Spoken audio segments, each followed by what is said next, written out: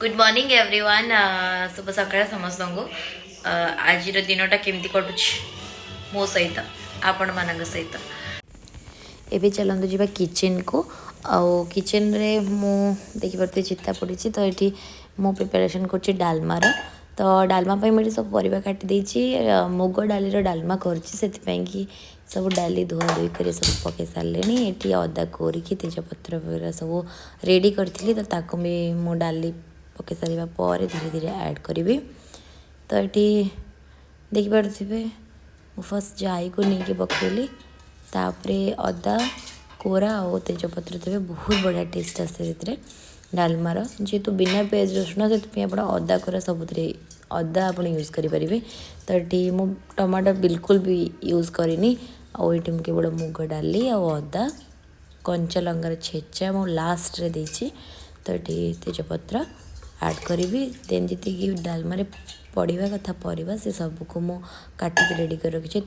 add करी side by मु अम्बुल राईर भी प्रिपरेशन करी तो फर्स्ट डालमार रेडी हो सारा तो सब परिवा को मु धोईकी क्लीन करके आउ थे धोईकी रखी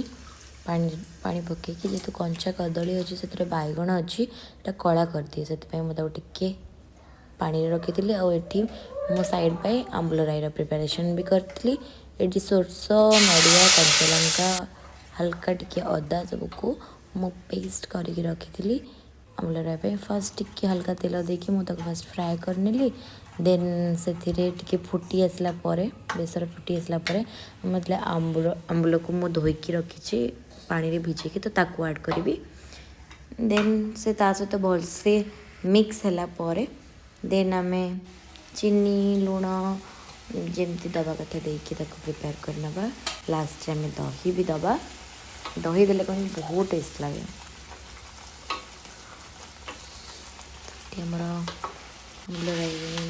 रेडी हो गला चीनी ऐड करदेली लास्ट आम दही ऐड कर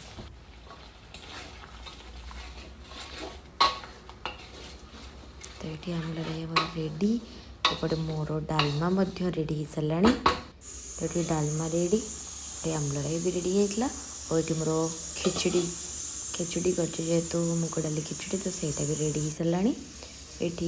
देखिए शाग मुग नड़िया मुझे आपको देखी पारनी तो सहीटा भी रेडी कर रखी और यहाँ होता थाली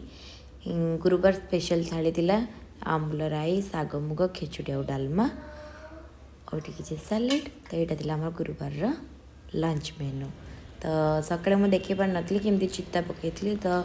ଦେଖିପାରୁଥିବେ ଏଇଟା ମୋ ଚଉରା ମୁଁ ଛୋଟ ଚଉରା ଭଳିଆ କରିକି ରଖିଛି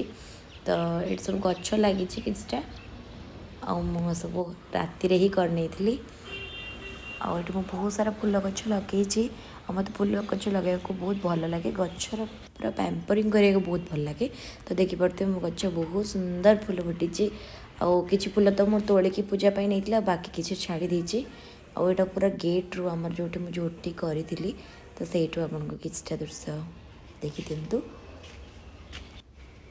तो एमती किसी चिता पकई मुझे बेसी पकई पार नी कि बहुत जो देह भल ना मोर तो अल्प बहुत ही पकई तो चलते भी मुझे मो माँ को देखा मो माँ माने लक्ष्मी माँ से तो समस्त माँ तो चलतु आमर जेहेतु माणवसा नहीं तो से मो भोग तो किसी लगे पारिनी किंतु माँ को जमी सज करवा कथा सज कर रेडी कर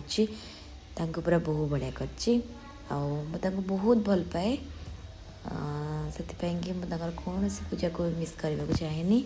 और ये से रेडी हो बसी देन पूजा सब सरी जा सका आईटा हूँ इवनिंग सनसेट मत बहुत सुंदर लगे से यहाँ को कैप्चर करी आशा कर